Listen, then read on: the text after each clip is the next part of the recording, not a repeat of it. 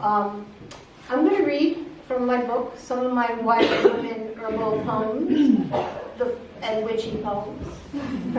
And the first one is called A Witch Despite. How does a woman escape the payback from a male-bent society? Our tribe, with its winding history of persecution, so many of us burned at the stake.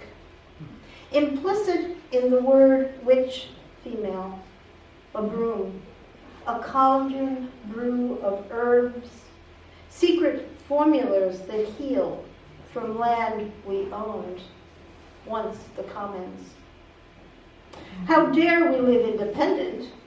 The men, their crux, a cross of disciplinary action, to punish such brazen hussies, remove us from their sacred earth. Insistent in our right to property, men kill like the bandits they consider brave. Retaliation of force to burn any Joan of Arc. Thousands of us lost to their fires. Brutal, this world enforced by men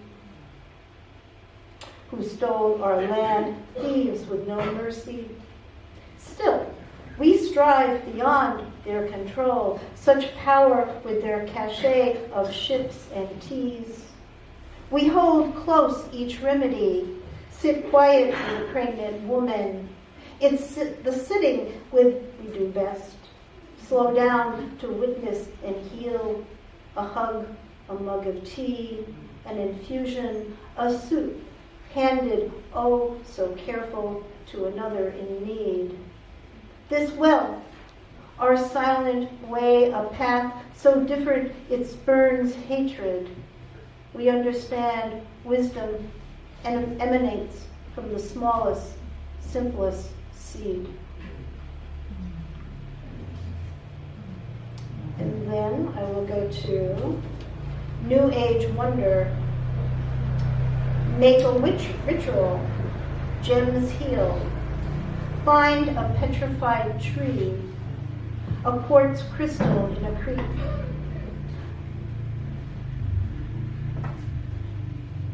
A reminder of wonder and belief.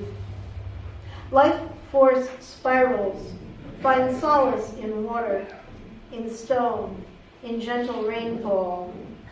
Breathe petrichor released from earth. Touch a moss-laden nurse log. Feel the pulse of the moon, the rising of the sun, star glitter in the sky. Elemental, essential, a world your body understands.